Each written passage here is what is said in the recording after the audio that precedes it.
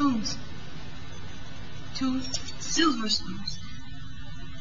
These were made by my husband, Jean-Baptiste Soulard, right here in Port-Royal, many, many years ago. When I was a girl, my only silver was that of the Acadian moon hanging over the river near my home.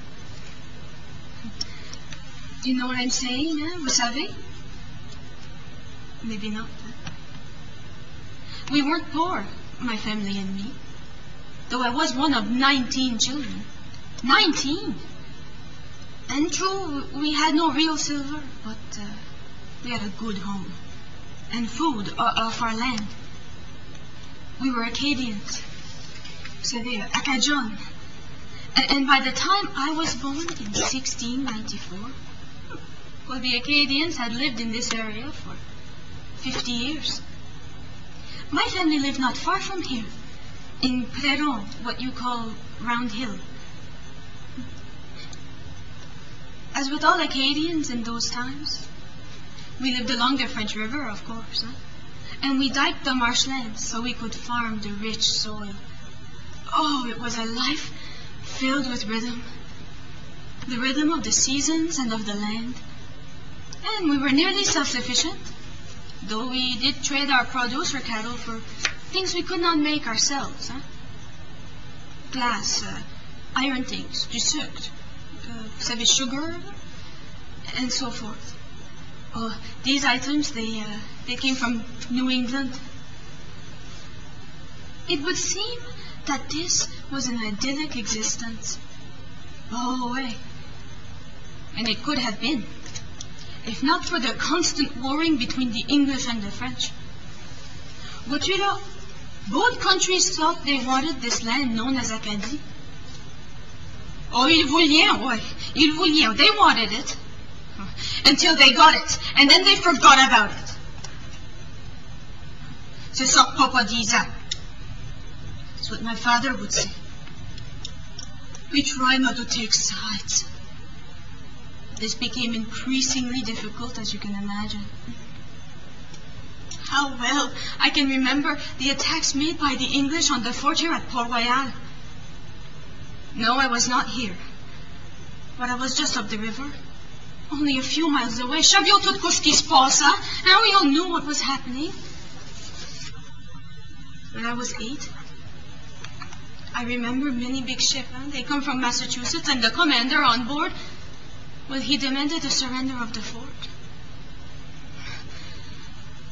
Then, in 1707, the fort and the town suffered through 2 attacks from New England. We, the Acadians, well, we were called upon to supply provisions to the garrison. We always had to supply our crops to the garrison, whether the English were attacking or not. I can still smell the stench. The brican. You know, the smoke from the fires. So much of the town was burned. The worst attack. 10-10. Hey, premier. But first, I must tell you something good, huh? Something happy that happened the year before. That is when I met my future husband. I met him at the marché. You know, the market in Port-Royal. Some of us had come in early on the tide in the morning. Oh, well, you see the river. She was our highway. And I saw this newcomer. Oh. I learned that his name was Jean-Baptiste Soulard. He was a gunsmith and a silversmith working for the garrison. He had just moved down from Canada, Quebec, where his father, too, was a well-respected silversmith. Jean-Baptiste and I, on s'en mariés. We married on February 10th, 1710.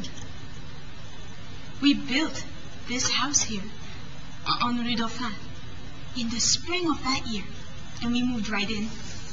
We were so very happy. Oh, il faisait beau. For so short a time. I was en famille expecting our first child, when the English attacked the fort yet again. There were British warships and colonial transports, boats, you know, and 2,000 English soldiers. While the French, they were heavily outnumbered and the siege lasted only a short time. Governor Subercaus surrendered. What followed was not a happy time for us.